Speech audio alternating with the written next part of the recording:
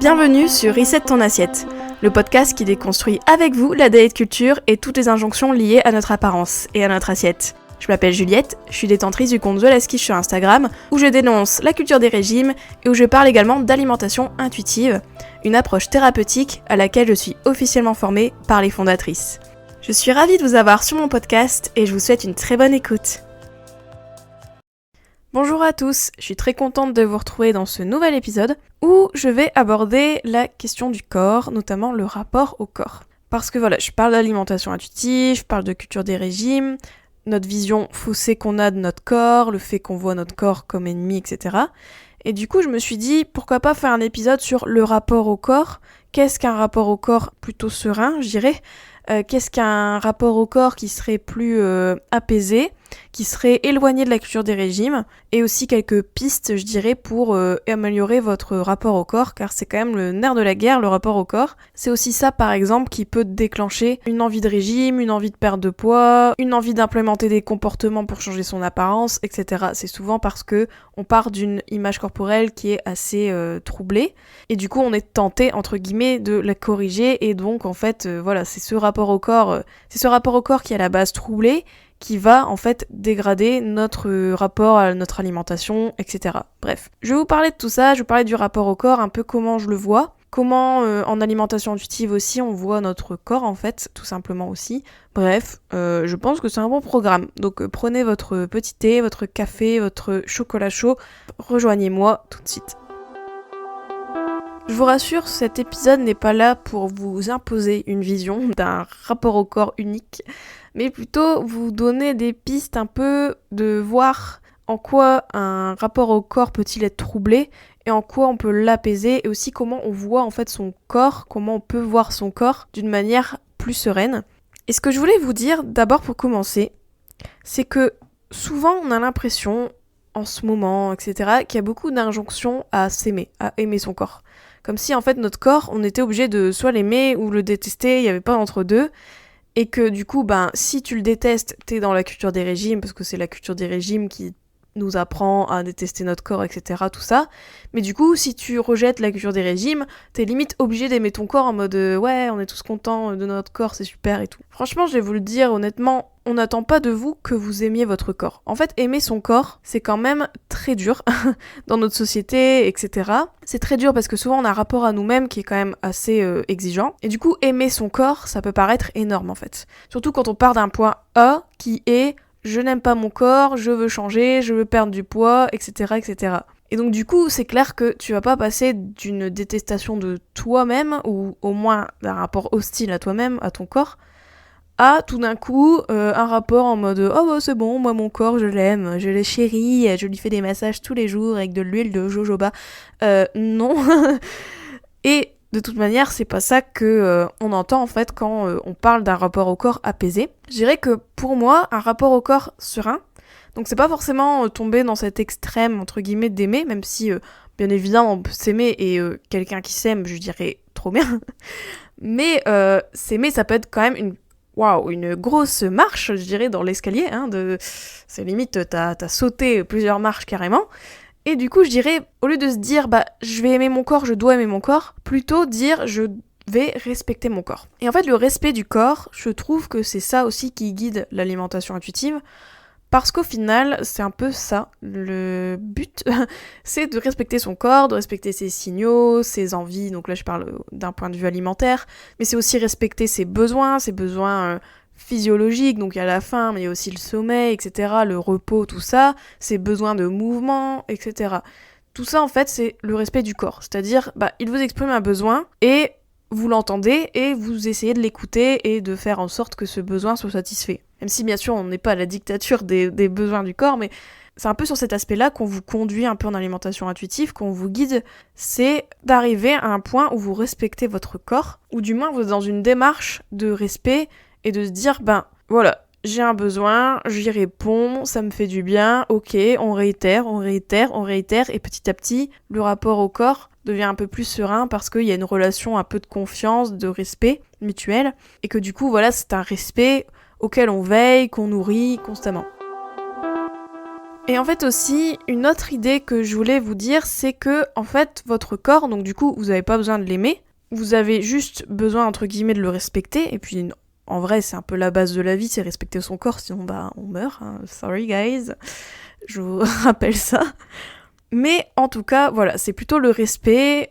Comme quand vous respectez quelqu'un, vous n'êtes pas forcément in love de la personne, vous n'êtes pas forcément fan de la personne, mais vous le respectez et c'est ok. Et donc du coup, ce qui vient aussi ensuite, une autre idée que je voulais vous dire, c'est le côté que je crois que j'ai déjà dit dans un épisode.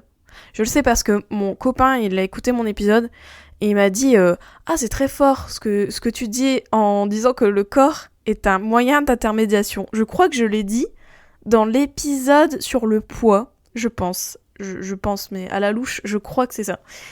Et en fait, dans cet épisode-là, j'avais dit que, il me semble, je ne me souviens plus, je crois que j'avais dit, en fait, que notre corps, c'est notre véhicule un peu, et que c'est notre moyen d'intermédiation entre nous et le monde, et que du coup, eh bien, voilà, c'est un peu notre véhicule, et du coup, c'est dans notre intérêt, en fait, de le respecter, et de le voir, en fait, comme un moyen d'intermédiation pour expérimenter la vie, et c'est tout, en fait. Et que le corps, il représentait pas votre valeur, et qu'en fait, c'était votre enveloppe, en fait, c'est à vous. Et il est qu'à vous, il est unique. Et que du coup, de le voir d'un côté fonctionnel, mais voilà, un peu dépassionné, je trouve que ça permet de remettre l'église au milieu du village, et de dire, mon corps, ok, je le critique et tout, mais en fait, le but du corps, qu'est-ce que c'est ? C'est quand même de vivre sa vie, d'expérimenter, de vivre à travers nos sens, etc. Bref. Mais le but de la manœuvre, c'est quand même vivre dedans. Et du coup, votre corps, comme un moyen d'intermédiation magnifique comme il est, lui, il sait pas que la norme en vigueur, c'est le 34 ou le 36. Lui, il fait sa vie. Du coup, vu comme ça, si on le prend d'un point de vue, le corps, il est ce qu'il est. Il est là pour être notre véhicule un peu sur Terre, tu vois. Et que, en fait, on essaie de lui mettre des injonctions à rentrer dans un moule en disant « il faut que tu sois comme ça, il faut que tu sois comme ci, il faut que tu pèses ceci, cela, etc. » Au final, on dégrade un peu notre relation au corps parce qu'on lui met des injonctions d'esthétique, d'apparence, auxquelles il s'en contrefou. Mais voilà, on essaye toujours d'arrondir les angles pour être plus accepté dans la société, pour pas être rejeté, etc.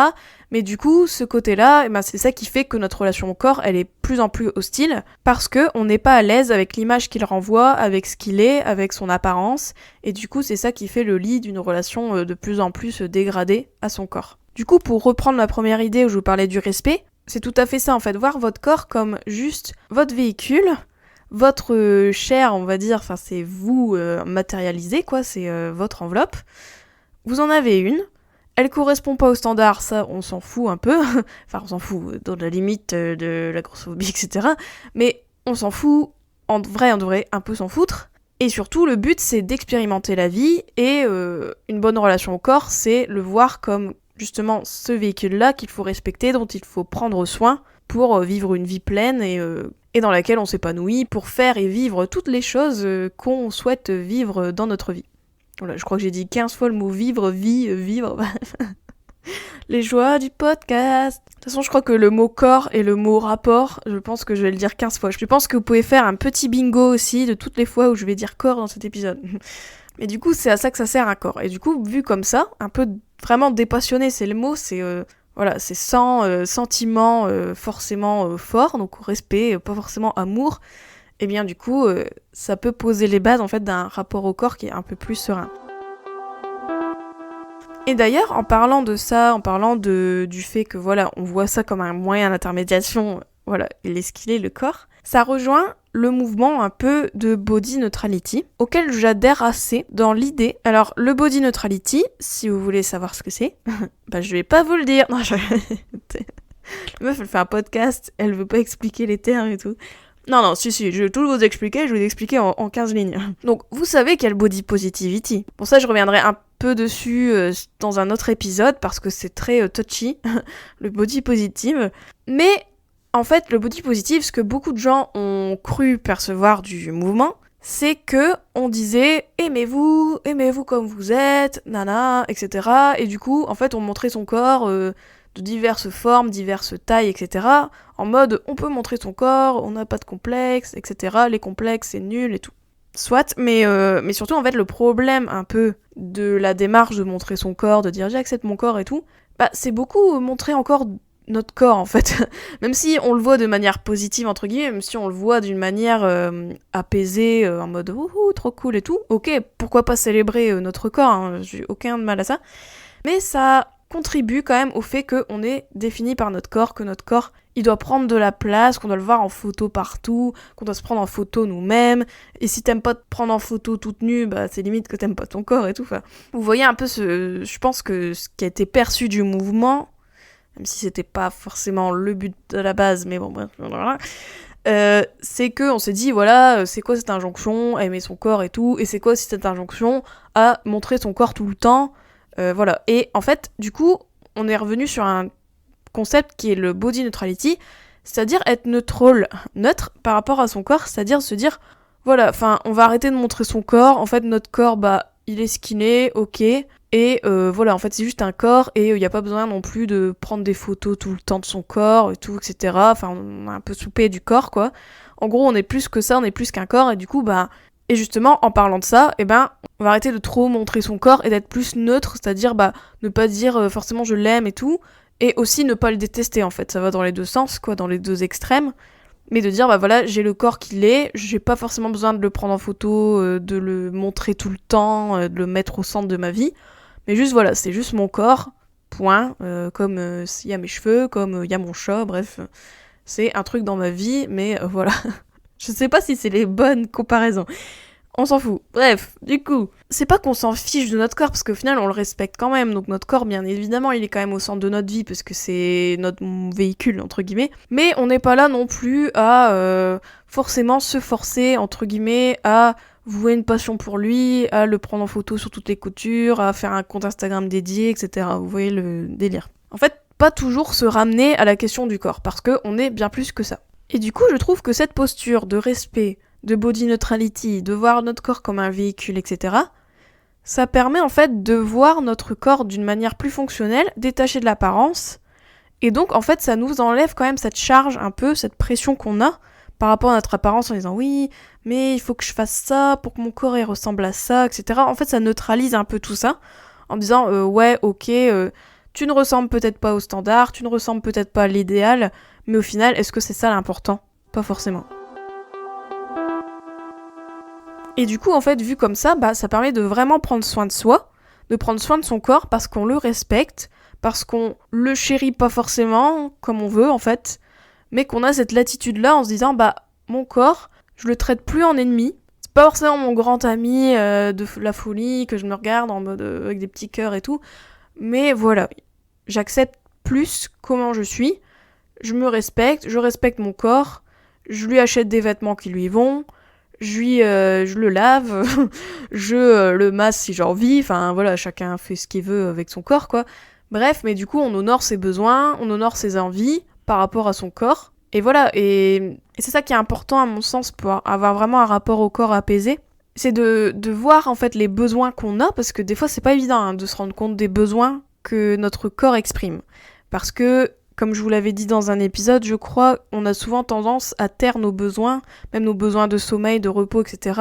Et puis comme on est dans une société hyper productiviste, notre corps, c'est pas, pour la société, c'est pas un véhicule en fait, c'est notre apparence, notre valeur, c'est aussi une performance, parce qu'il faut être musclé, il faut montrer qu'on performe, qu'on est hyper fort, qu'on se muscle, qu'on fait X sport, etc., etc.